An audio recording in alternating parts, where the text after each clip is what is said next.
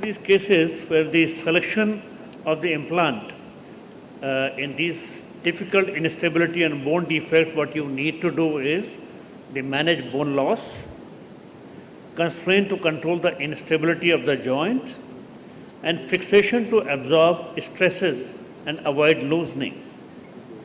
Say in a simple situation of a TC3 and cruciate substituting implant for the young surgeons, the requirement is that you need to absorb the stresses, and that's how you need to add the stem or the sleeve to the implant. And high stresses will lead to the loosening of the implants or a broken stem. Just a few pictorial explanation. When you have a rotational instability, normal condyles will be okay to give the stability at 90 degrees. Mild posterior condylar defects, you can just add the augment and have the stability. But you have a complete posterior condylar defects, like what you see here. Varus valgus strain alone is not enough. It's very important to understand that just adding the stem in these situations is not enough. So you need to have some kind of a support to avoid the rotational torque. And that's why we are talking about the sleeves and cones. Say a situation like this, it looks okay, but this is the impending failure. And now I'll request Dr. Yatin Kharbanda to ask his question.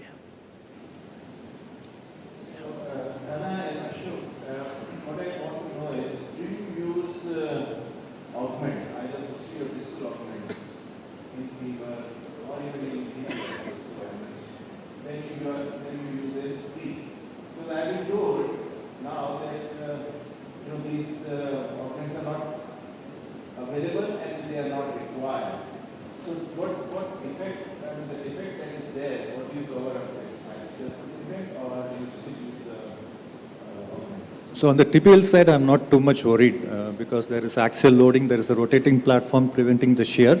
So even it is not covered, I just put bone cement or sometimes I left it off without covering it. On the femoral side, there is a risk of junctional failure, the junction between the sleeve and the femoral component if there is too much torque. So I started using augments on the femoral side also so that the torque doesn't affect the taper junction. The earlier designs had taper junction failure. Now they modify the taper. The newer tapers are good, but I started using augments on the femoral side more often to prevent the torque on the junction.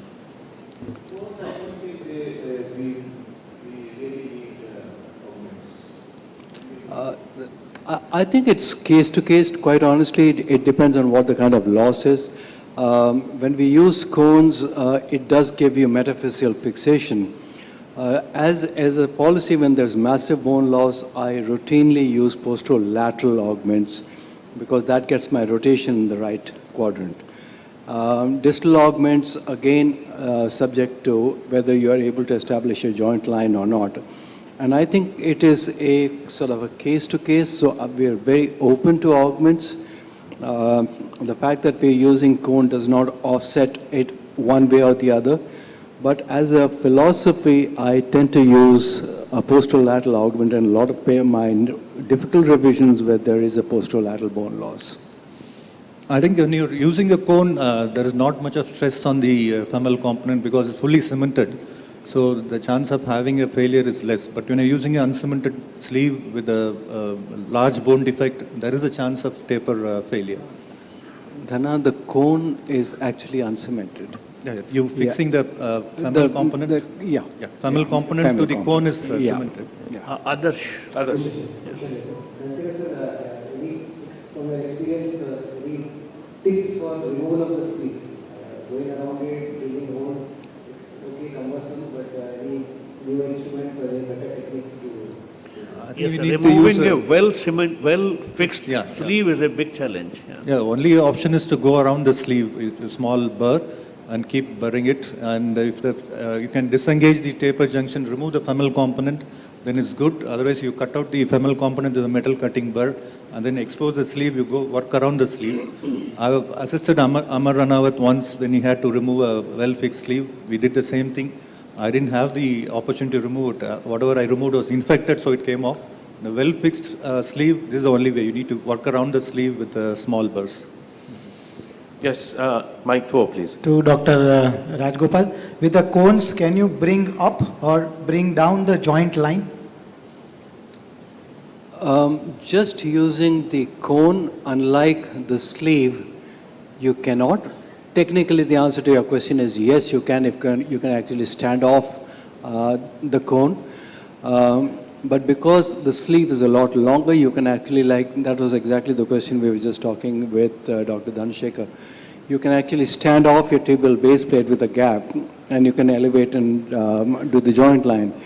The way we prefer to do it is, as I said, we tend to use distal augments, and we are able to align the joint line in relation to, for me, contact with the host bone is important. And now you have very nice augments. Again, tantalum augments are available in some of the industry options that you can actually look for. So just using cement is really not a great idea. And because this is a contained defect or a peripheral defect with largely a metaphyseal gap, you will be able to align your cones to address the defect, but not so much to address the joint line. But on the tibial side, you can sometimes do that. Very right message that just filling up with a cement is not enough. Just a quick, Dhana, one last quick question on to you, which will be in the mind of most surgeons. The Indian females who have the smaller bone, the femoral sleeve is a problem. So do you use the prophylactic cerclage wire? Yeah. So if it is a very small femur, I try to put a cemented sleeve. Right. And if I'm trying to put an uncemented sleeve, I think if the bone is osteoporotic, there will be intra-fracture, I put a prophylactic cable so that it doesn't fracture. Another quick question to you. I mean, if you have both systems at your disposal, yeah, in which particular case would you prefer a cone over a sleeve? So any type 2A, 2B, I use a sleeve. Now I'm looking at type 3 defects which are really big but not big enough for tumor processes. I'm looking at cones for these cases, and there is any femoral bowing or a tibial bowing where you need an offset stem. These are the cases we need a cone. You cannot put a sleeve because it is aligned with the sleeve. We cannot have a different reconstruction. I think that's a very important message. Eccentric defects, probably. Eccentric defects, bowed femurs, something close to type 3 defect where the porocoat is not in contact with the host bone. Thank you. Thank you, gentlemen. Thank you so much. Thank you, sir.